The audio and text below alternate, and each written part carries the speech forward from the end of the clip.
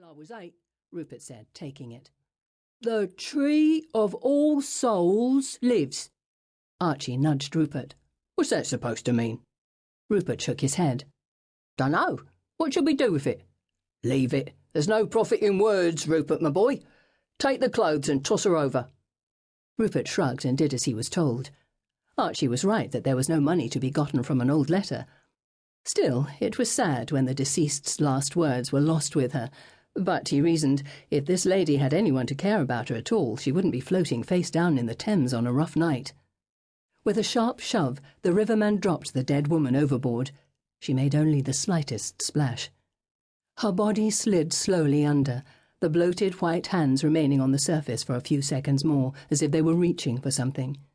The rivermen pressed their hooks against the muddy bottom and cast off with the current, looking for treasure that might make a night in the cold worth the ache.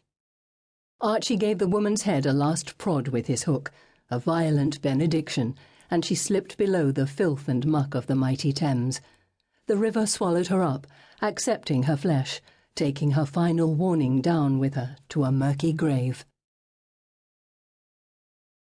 Chapter 1. March 1896. Spence Academy for Young Ladies. There is a particular circle of hell not mentioned in Dante's famous book. It is called comportment, and it exists in schools for young ladies across the empire. I do not know how it feels to be thrown into a lake of fire. I'm sure it isn't pleasant.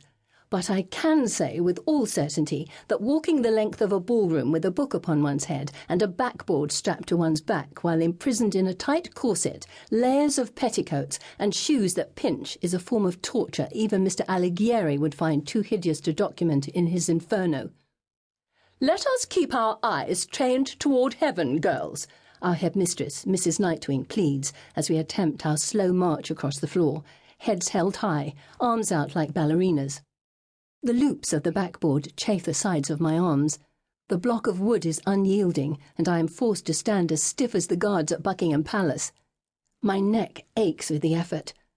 Come May, I shall make my debut a full year early, for it has been decided by all parties involved that at nearly 17 I am ready, and that it would do me good to have my season now.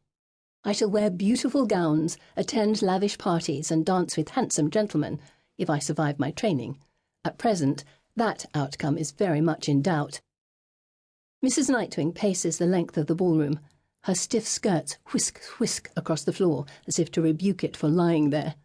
All the while she barks orders like Admiral Nelson himself. "Heads held high. Do not smile, Miss Hawthorne. Serene, sombre expressions. Empty your minds."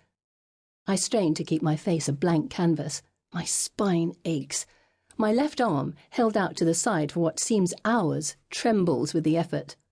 "And curtsy." Like falling soufflés, we drop low, trying desperately not to lose our balance. Mrs. Nightwing does not give the order to rise. My legs shake with exhaustion.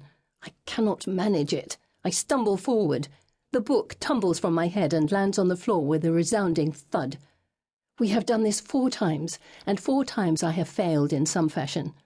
Mrs. Nightwing's boots stop inches from my disgraced form.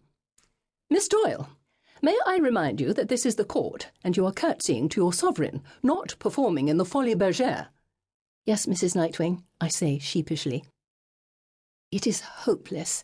I shall never curtsy without falling. I shall lie sprawled upon the gleaming floors of Buckingham Palace like a disgraceful stain of a girl, my nose resting upon the boot of the Queen. I shall be the talk of the season, whispered about behind open fans. No doubt every man will avoid me like typhus.